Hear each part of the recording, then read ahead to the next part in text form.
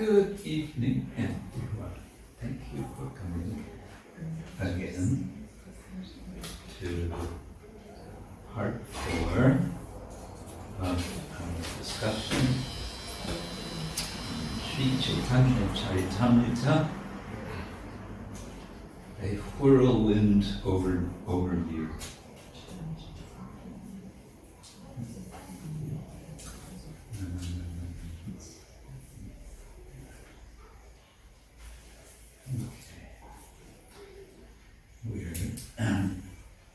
We're taking a whirlwind tour with the help of Keshava Maharaj's nice diagram. And we have charged full speed through Adilila and Adilila. And what's remaining is Antilila.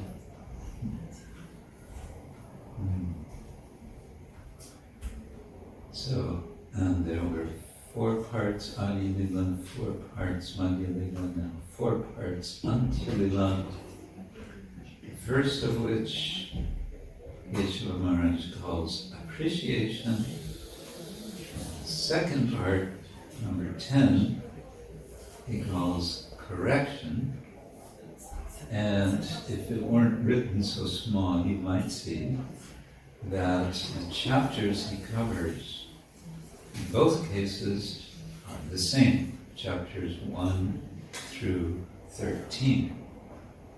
So within chapters 1 through 13, there are passages which celebrate, which express great appreciation for specific devotees and their great accomplishments.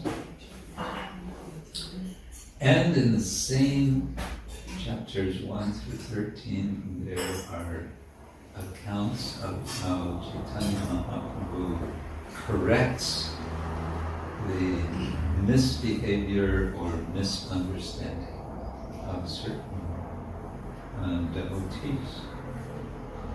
So these 13 chapters are especially significant in showing how Lord Chaitanya applies his teachings. The section 8, the last section of Madhyalila, organization, was teachings of Lord Chaitanya to 2 of his followers. Who are the followers he taught?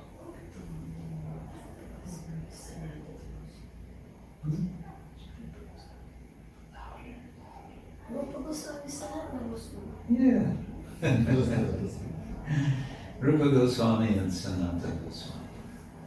Brothers, younger and older brother. But these teachings were quite, you could say, theoretical.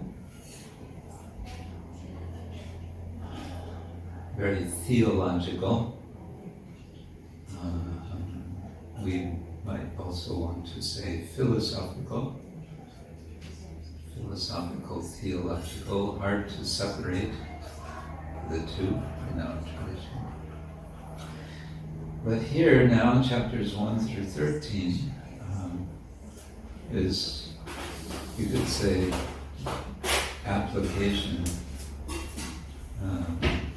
That could be perhaps another term if we wanted to combine number 9 and number 10 and call it application. We might want to do it. But okay, appreciation and correction. Okay, so what we can do this time, I think first I'm going to have to get connected here to, well, maybe this works. Okay, bear with me while I work.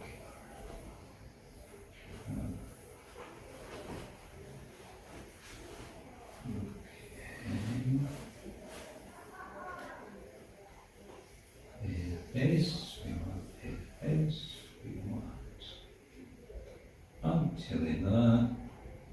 There we go. Okay, let's start here and just see what these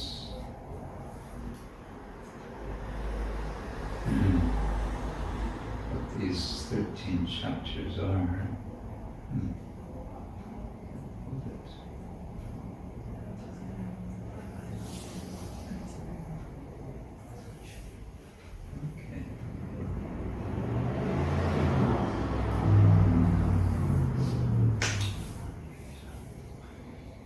Is that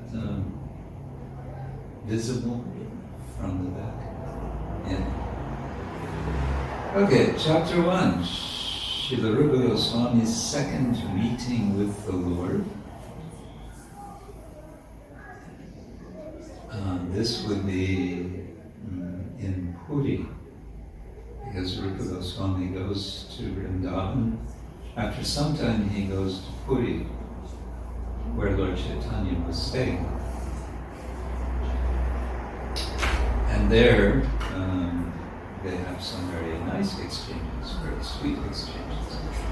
So this would be about appreciation, appreciating Srila Rupa Goswami and his deep understanding of Lord Chaitanya's heart, his mission. Then, chapter 2, the chastisement of Junior Haridas would be certainly about correction.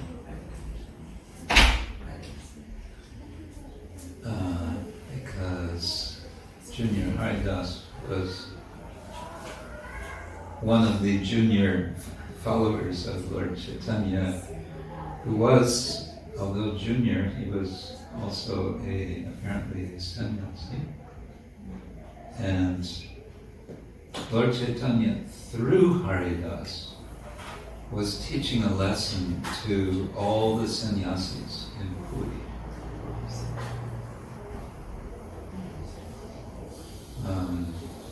Well, we may come back to that. Let's see.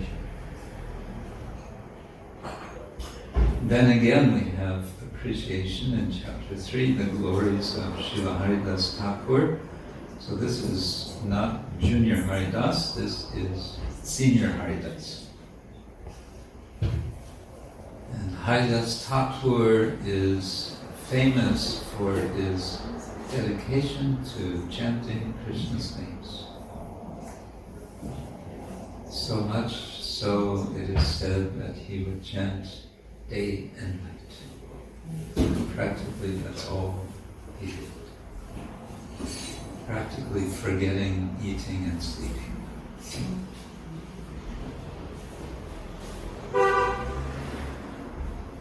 He is celebrated also for being from, apparently, a Muslim background, and in 16th century Bengal, it was considered amongst those who were now beginning to be called Hindus. This was a kind of a new term, contrasting Muslim who were not referred to as Muslim in Chaitanya-charitamrita. They're referred to as Yavanas, generally.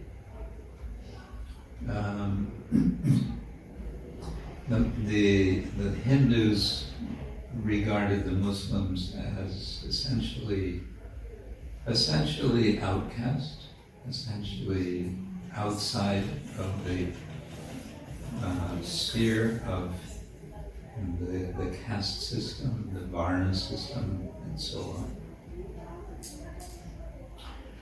And so it was an especially wonderful thing that Haridas Thakur, as he came to be known, Haridas Thakur is an honorific. It can refer to a deity, the altar on the deity. We can say Shri Shri Vijay Gauranga Dayal Nitai Thakur. Deities in Bengal are known as Thakurs.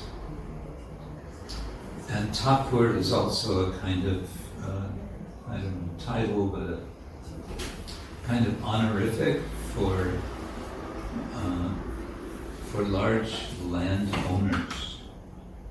Someone who is, who is owning lots of land, would also be called Thakur. But it's also an expression of high regard, respect for seniors. So, chapter 3 is certainly appreciation. Oh, I was going to now briefly take us back to our other chart. So let's show it here. Don't know if it shows, doesn't show. I don't know why it doesn't show. I think it's there. Let's see if we can find it.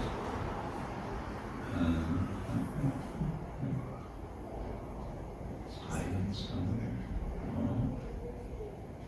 It's there somewhere. Oh. Maybe not.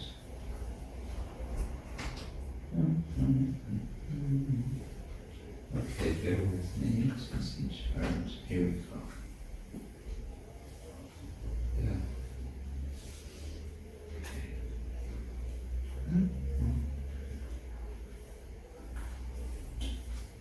Yeah. So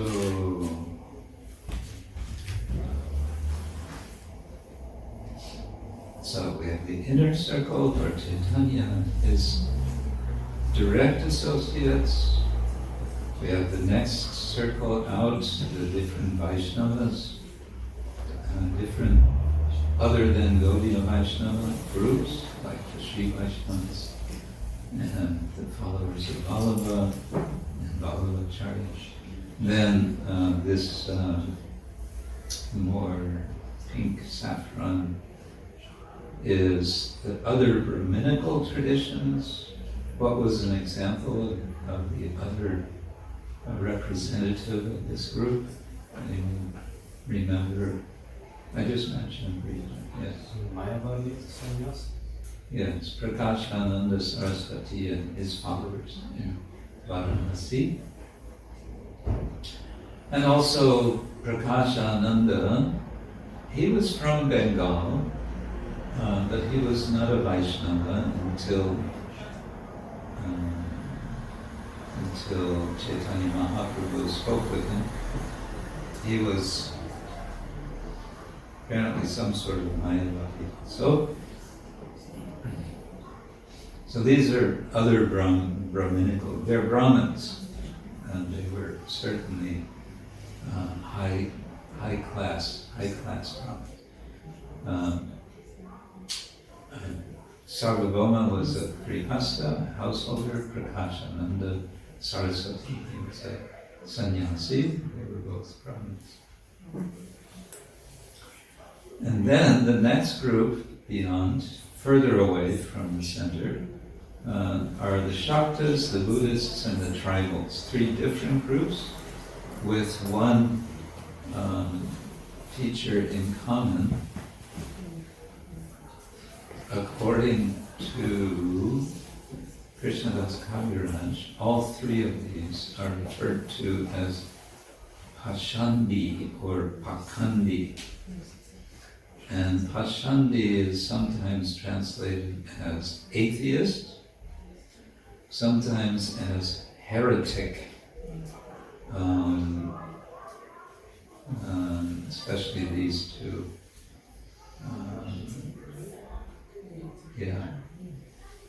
So the Shaktas are mentioned in Bengal. So this takes us back to Adi Lila. Some exchange, some interaction is there where the Shaktas try to defame Srivas Thakur. And in general, there are a lot of Shaktas, people worshipping Durga, worshipping Kali in Navadvip at this time, and also to the present day. Durga and Kali are very popular in Bengal. You know, huh? Yes. Especially the time of Durga Puja in around October. So the Shaktas and Buddhists, Lord Chaitanya meets this group of Buddhists in South India, we mentioned the other day. And they try to embarrass him, and it doesn't work. It backfires, and it becomes an opportunity for Lord Chaitanya to teach them, to challenge Hare Krishna. And tribals are referred to when Lord Chaitanya is on his way to Vrindavan.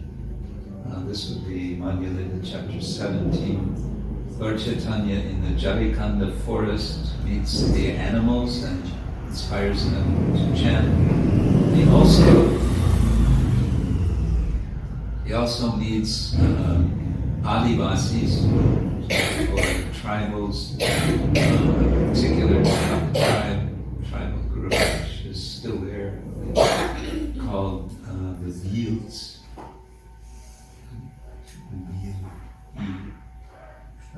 So these are these are people who are considered very, again, outside of the Varna or the caste system. And there are many tribals, many different tribes, different designations all over India today. Tribals, it's like a tribe? Tribe, yeah. Yeah, they're indigenous, you can say.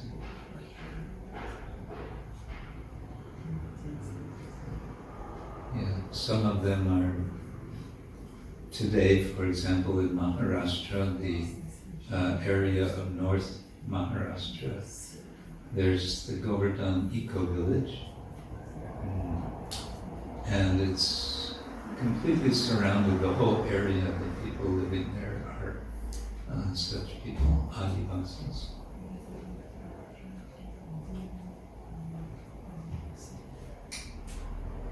Okay, that's Shakta's Buddhist tribals. And then the light green ring is representing Muslims. I mention this now because we're coming this chapter on Haridas Thakur, so Haridas was considered Muslim.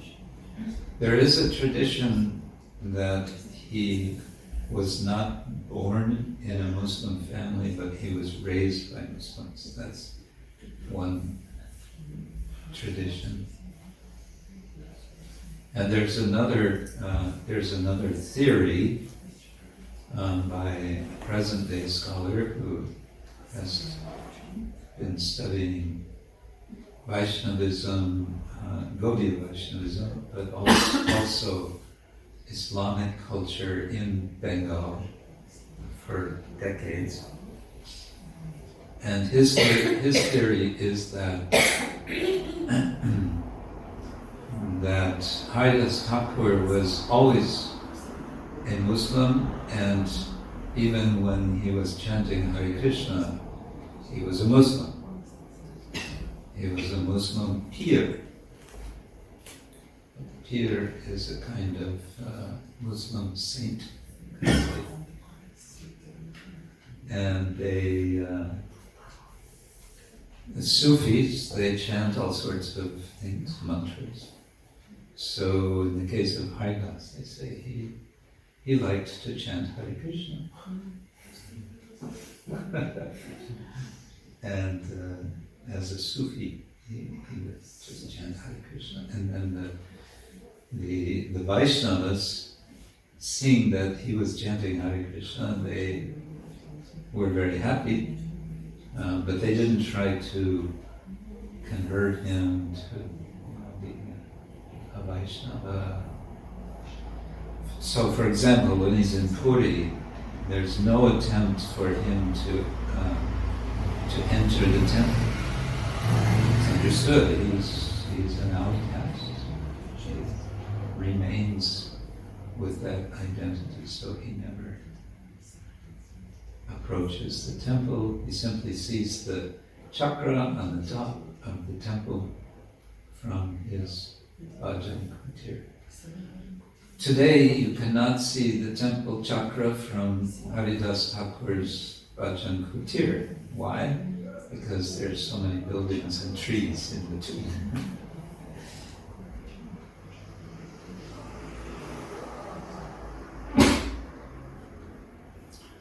So on the one side, Muslim, you see, it's almost the most outermost ring.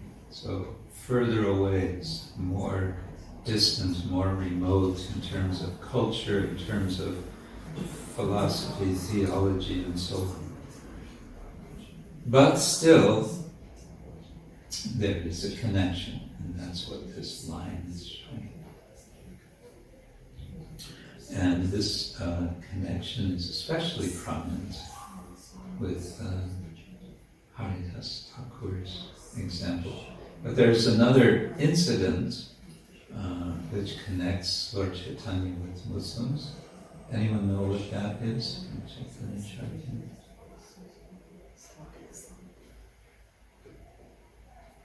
Yeah, the stepping of the Harinam by the Shakazi.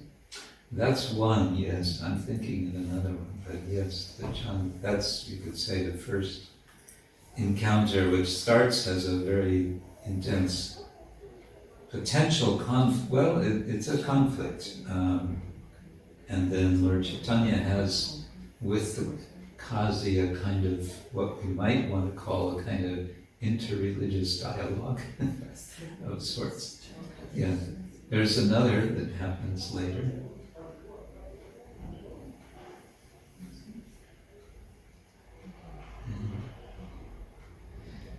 This is just after Lord Chaitanya leaves Vrindavan.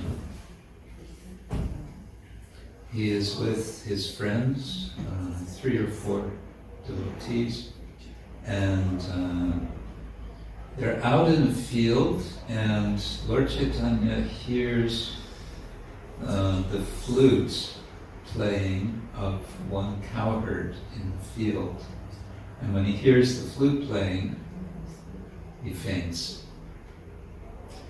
And the devotees are there with him, and Lord Chaitanya is lost. He's back in Vrindavan, you can say. He just left Vrindavan, now he's back in Vrindavan.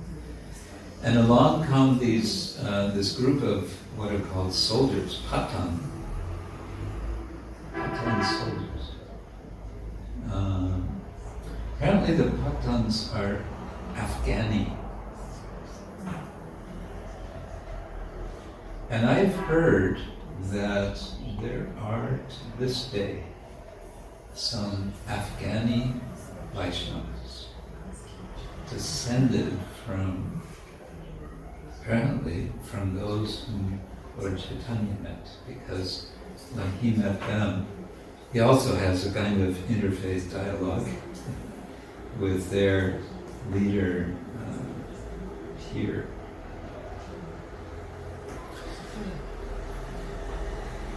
We have some Vaishnavas from Afghanistan.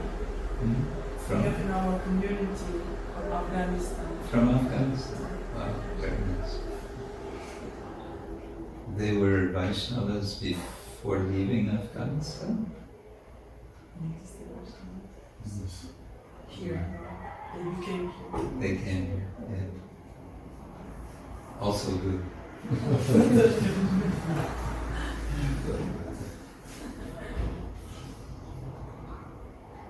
And of course, the entire, the background, the political background of the whole Chaitanya-charitamrita is the domination of the Muslim rule, which was there in Bengal, it was there in North India. It would have been, I guess it was the Lodis who were ruling at the time in Delhi. And occasionally there's mention of this by Krishnadas. He refers to the political situation and how it's something to be aware of and be careful about.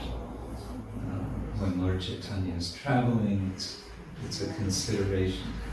Have to be careful.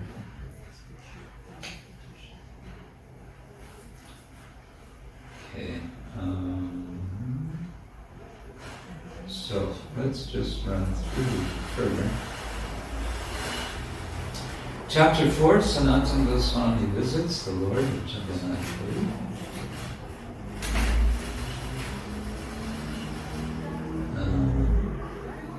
Do you want to also close that?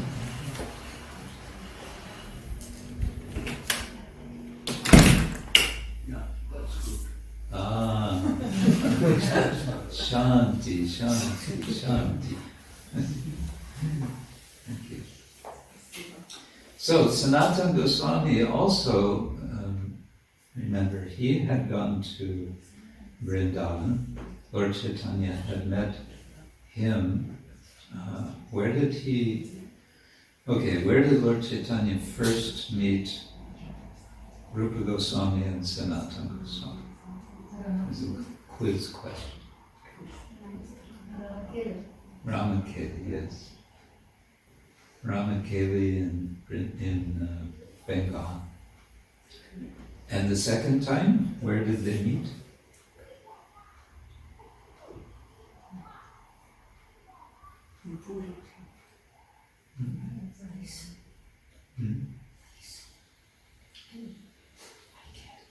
I don't know exactly, I don't know.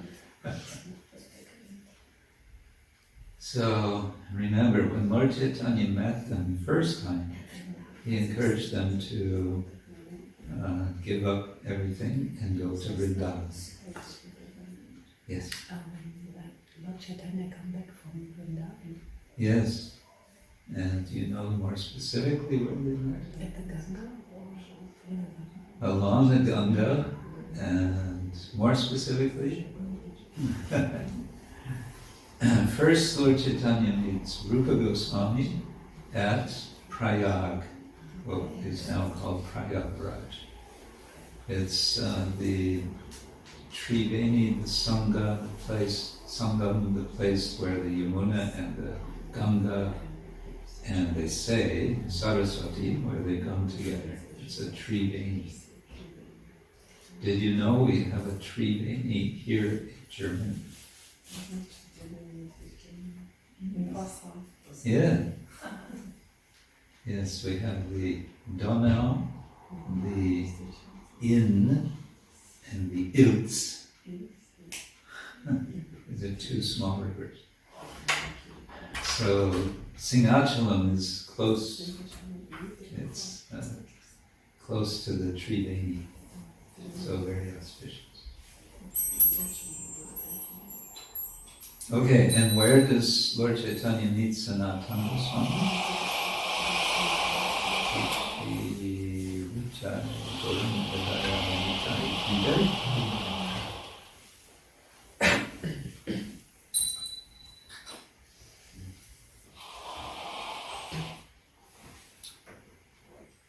Anyone know where they met?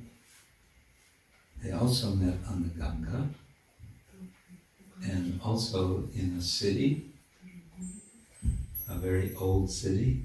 I'm trying to make hints. And it's west, no, it's not west, it's east of Prayag. And what else can I say about it?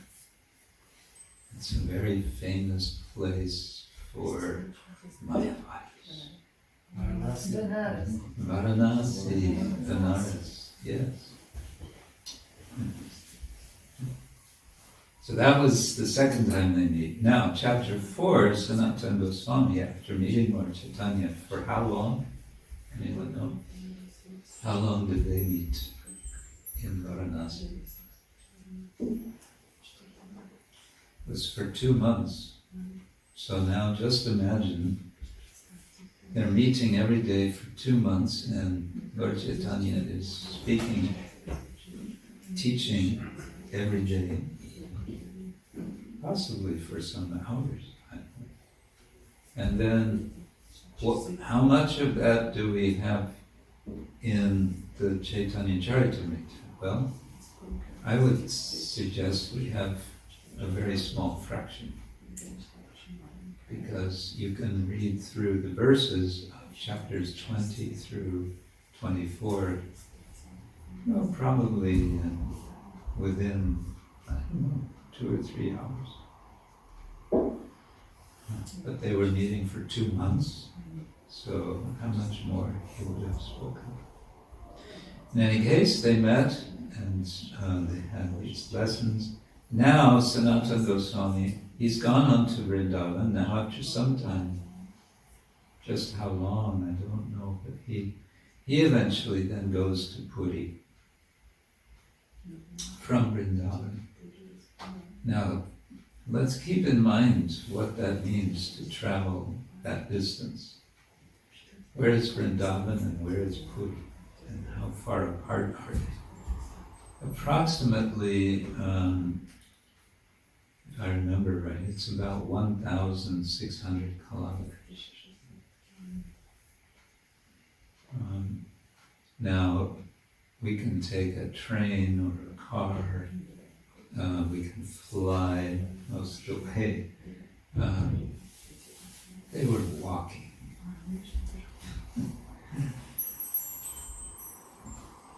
How much desire Sanatana Goswami must have had to meet Lord Chaitanya and Rupa Goswami before that. They wanted to see him again, so they went all that way. Was it 2 or 3?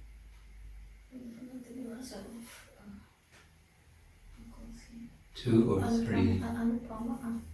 Anupam. There were, yes, Anupam, apparently he died quite young. We don't know anything about him except that he was the father of Jiva Goswami.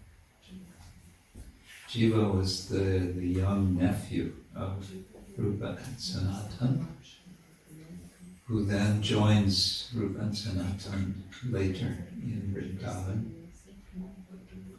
After Jiva Goswami had been sent as a young man to Varanasi for study. So it's interesting, we say Varanasi is the hotbed of the Mayavadis.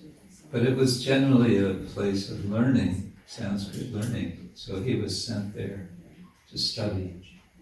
And then after that, he goes to Vrindavan and writes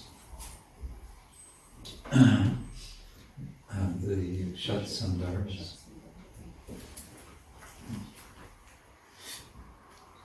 He writes the Sandarbhas, or we may well say he compiles them. And he also edited some of the works of Rupa Goswami.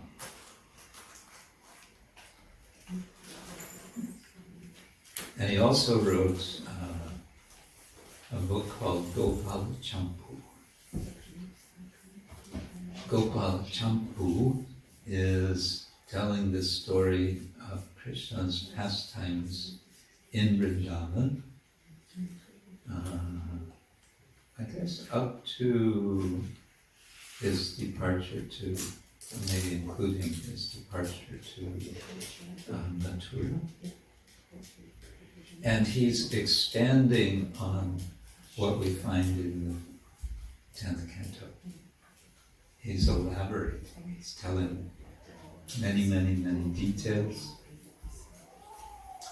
And he's doing this in the form of a champu, which is a particular genre of Sanskrit literature, which is a combination of prose and poetry. It goes back and forth. There's some prose, and then there'll be some lines of poetry, and then it'll go back to prose, and then again poetry. That's called a champu. There's another similar champu written by Kavi Karnapura, who did not go to Vrindavan. He stayed in Bengal. He wrote the Ananda Vrindavan champu.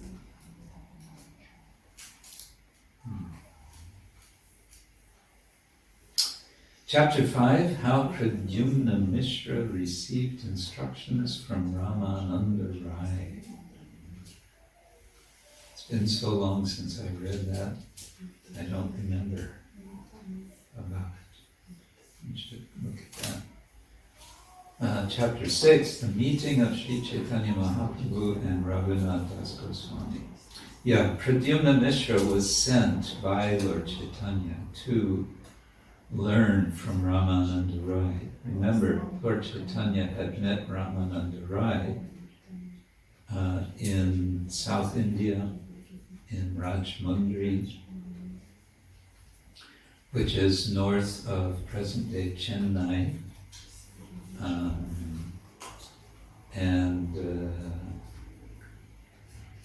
That's where they had their conversation over some days. And then Lord Chaitanya inspired Ramananda to give up his job. He was a kind of local governor. And to just come to Puri and just be with him in Puri. And apparently he received from the king a pension so that he could do that. Like it was like an early retirement. And King Prataparudra, because he was such a fan of Lord Chaitanya, he wanted to please him. And he saw Lord Chaitanya is so much inspired by Ramananda Rai, said, yeah, come, stay, we'll cover your expenses.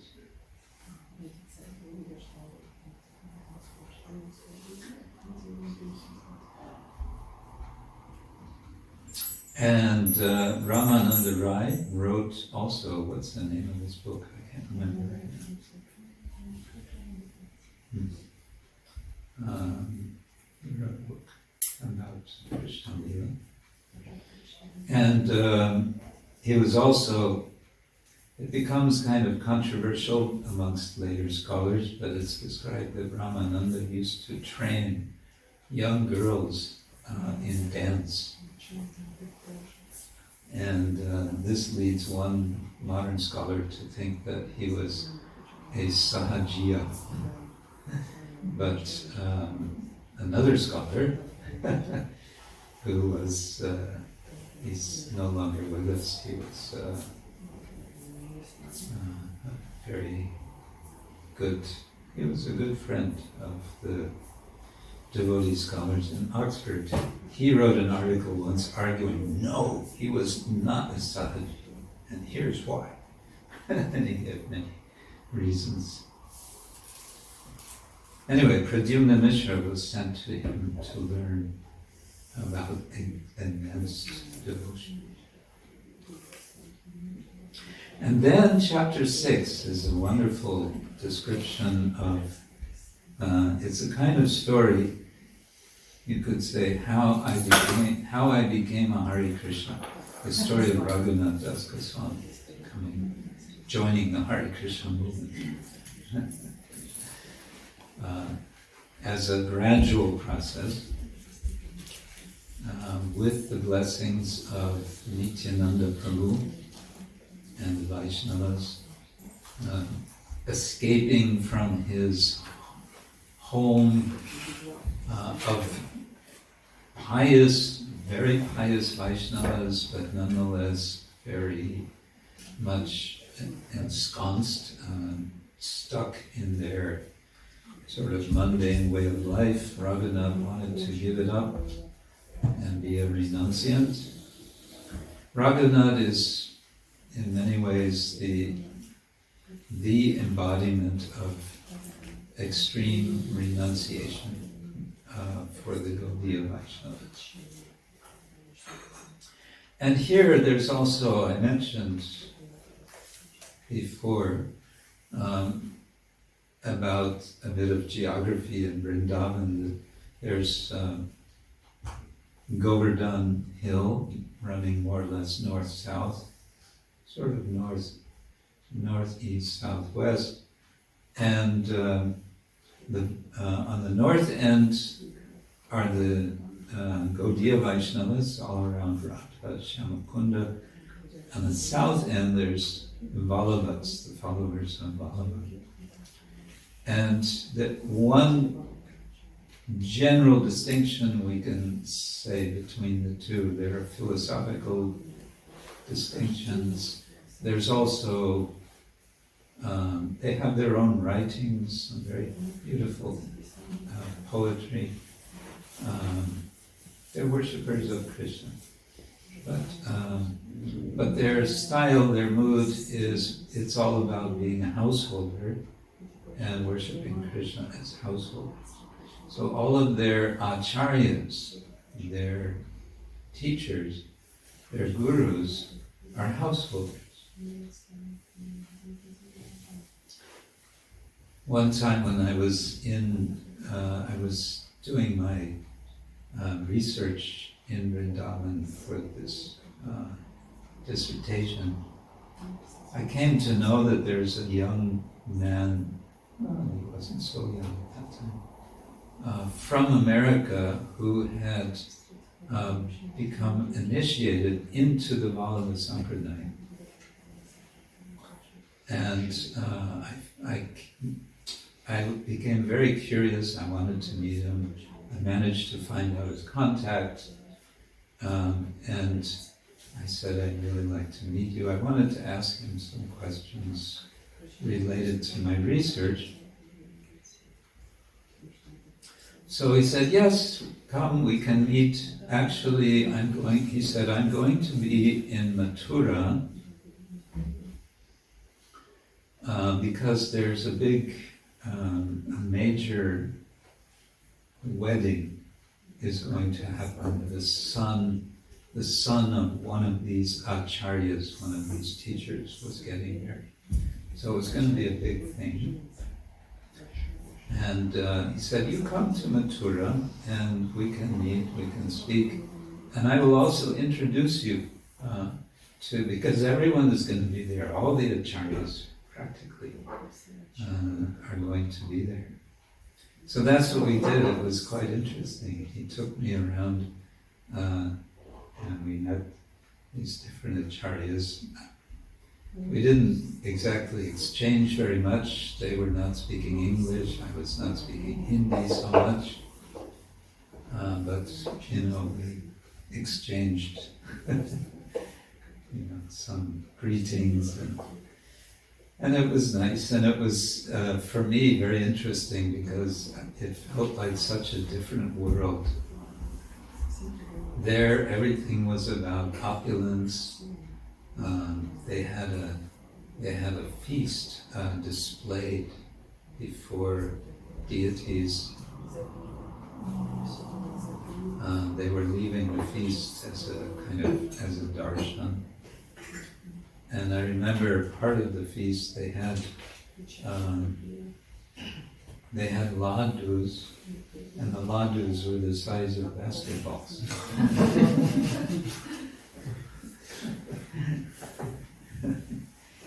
So like that.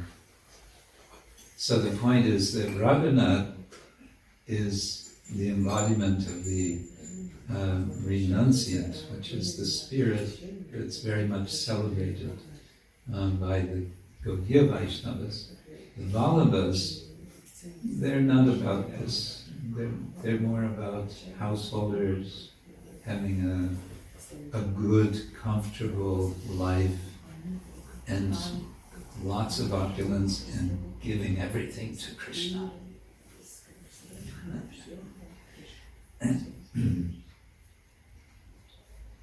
It's probably an oversimplification because, we do have one example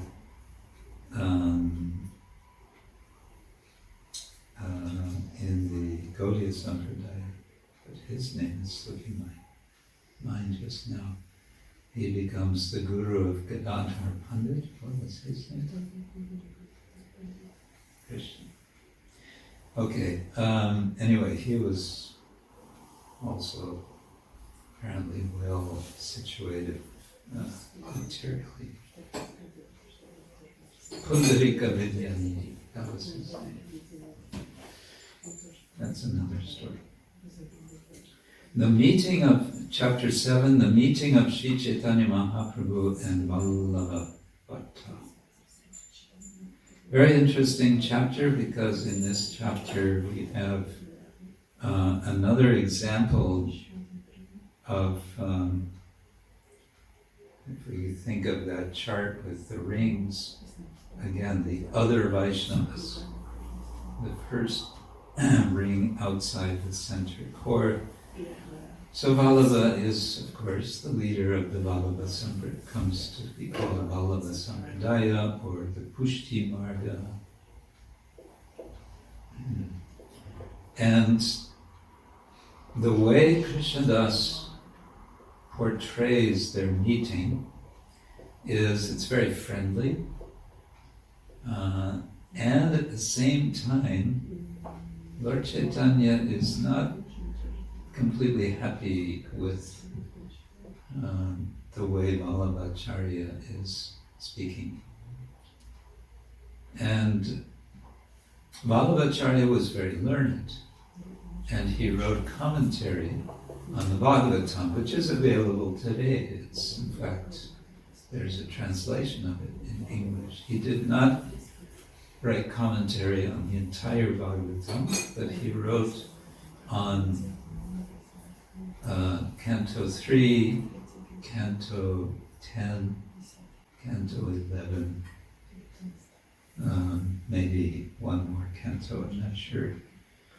And his commentary is very elaborate and sometimes quite complex. He has a very metaphorical way of understanding things.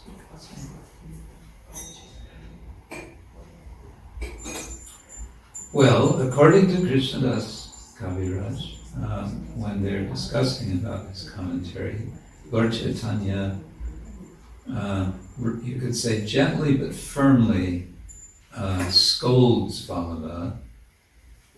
Why does he scold him? Because Vallabha is not following Sridhar Swami. Sridhar is the commentator. He's often referred to as the commentator. Hare Krishna. And Sridhar Swami's commentary we also have. He wrote a commentary on the entire Bhagavatam. I think every single verse. And he wrote it sometime before Lord Chaitanya appeared. Nobody knows exactly when he lived. He's a kind of mysterious person. It seems to have been 14th, maybe 15th century, but generally it's thought 14th century. So that means the 1300s. So possibly at least 100 years, maybe more, before Lord Chaitanya, Sridhar Swami wrote his commentary on the Bhagavatam. And he's considered the commentator. So when Vallabha says, Sridhar Swami, yes, but, I have something else to say. Then Lord Chaitanya says, someone who does not follow the Swami, I consider a prostitute. That's a very strong thing to say. The word Swami can mean husband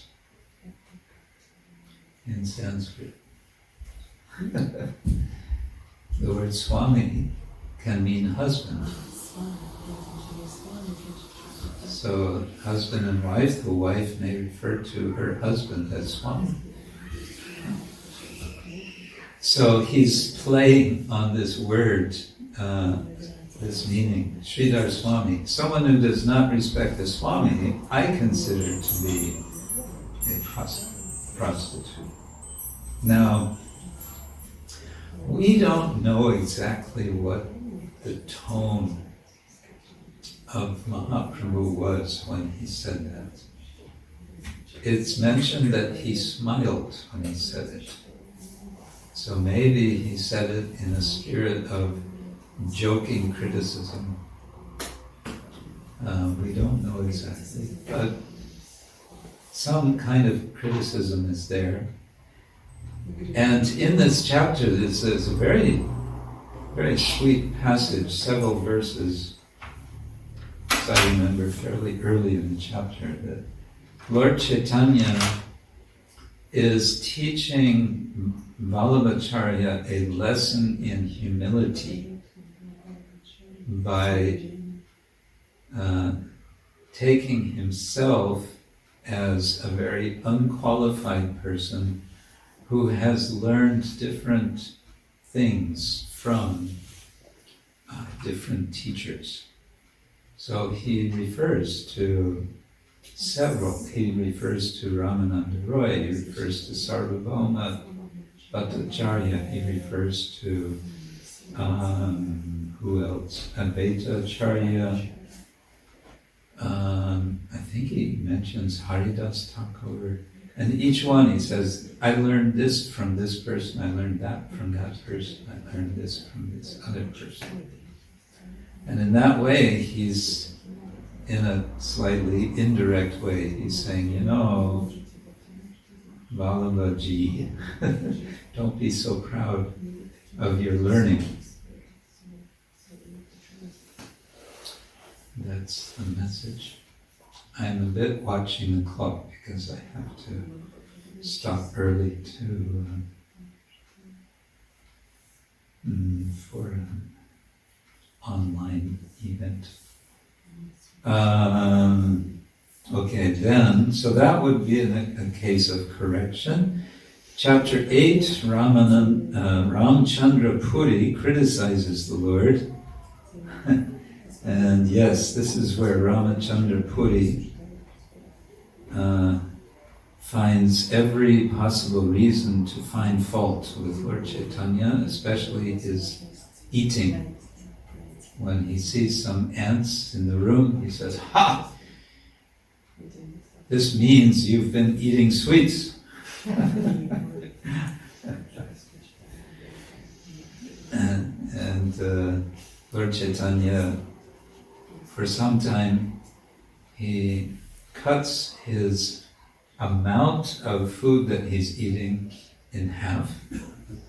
And all the devotees become very distressed.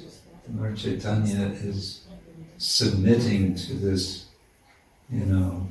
Ramchandra Puri, who's he's another character where when you read about him, you kind of feel like, oh gosh, sometimes amongst our devotees today we have someone who is a difficult person. And because you get a sense, there was Damodar Pandit also, Ramachandra Puri, just finding fault all the time. Okay, there's 9, 10, 11, 12, 13 more. Lots of very interesting exchanges go on in all of these chapters, where you sort of feel like you're getting an inside access to Lord Chaitanya and his devotees. So it's quite intriguing. Chaitanya-charitamrita, it's such a book, you really can, practically speaking, just open it to any page and start reading, and you can relish. You can, of course, read it verse by verse, starting from Adi Lila chapter 1 and work your way through. But you can also just sort of dip in. You can read these chapters in Antilila, and they're kind of stand alone, so to say. You don't have to worry that, first I have to read oceans of previous chapters. I think I will stop there and see if anyone has any comments or thoughts or reflections or questions. Yes? Madam, about Acharya, this chapter has to do with Gopalbhatta Goswami, or I'm sorry. No, no. I read it very late, before 6 Goswami. Yeah, Gopal Bhatta Goswami does not appear in Chaitanya-charitamrita. I think he's mentioned only. He's mentioned only, but he expressed his desire to Krishnadas Kaviraj and said, don't talk about me. Don't write anything about me. That was his humility.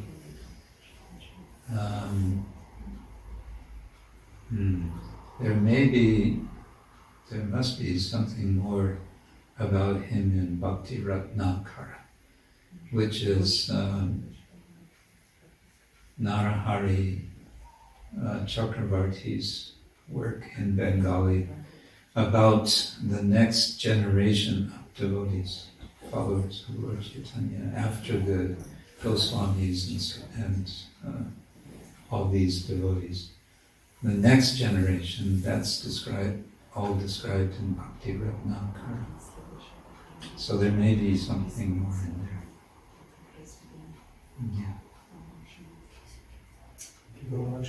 You mentioned the Vallabhas, and actually there are moods, really like these Vatsalya moods, and they are like householders mainly. Yeah. Do we have in our line some acharyas, some previous acharyas who had a similar mood, or maybe like was in Vatsalya Rasa?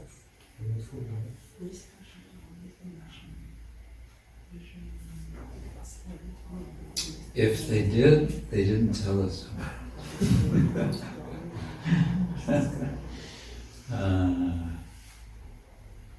Not that I know of, At least, it's not, I don't know, it's not discussed. Yeah, that's why you see, especially in the Vallabha tradition, there's a lot of popularity of worship of Bala Gopala, baby Krishna. It's the Murtis of Bala Gopala.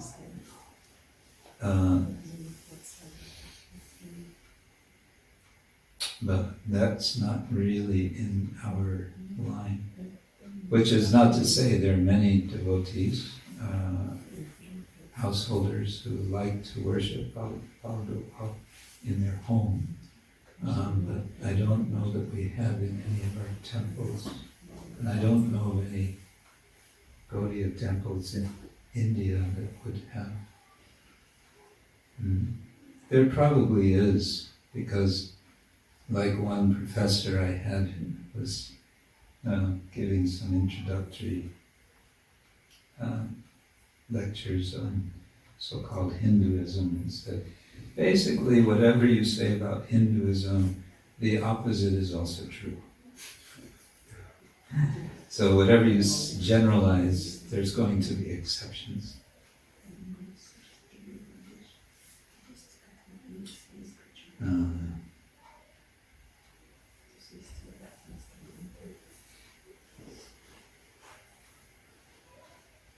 Well, you can say, you could say, we could say, why not? I'm thinking in Nandagram, the temple, the main temple in Nandagaon, is of Krishna and Balaram, and as boys, and then there's Nanda and Yashoda, the Murtis, I think, are also there.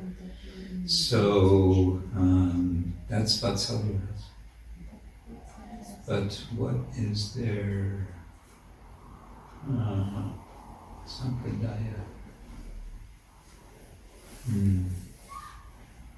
We had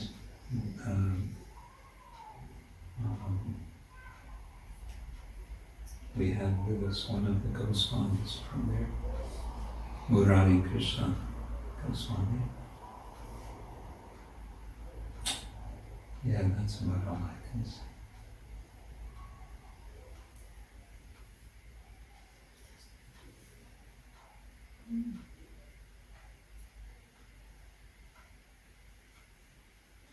Okay, we didn't even get through the first of the last 4 parts, but what to do? We will continue tomorrow. Huh? Say again. It's a day-to-day life, as far as this war is concerned. I'm sorry, Baba. So yeah, appreciation and correction. And then the last 2 sections are going to be intoxication and instruction. Intoxication is 6 chapters, and then instruction is the last chapter until you go 20. So we'll see how we go tomorrow. So you're all welcome to come. All right, I'll stop there. Thank you all very much. Srila Prabhupada ki jai. Ananta Koti Vaishnava Vrinda ki jai. Shri Chaitanya-charitamrita ki jai. Shri Chaitanya Mahaprabhu ki jai. Shri Krishna-ksetra Swami ki jai. Gauradesh. Hare Krishna.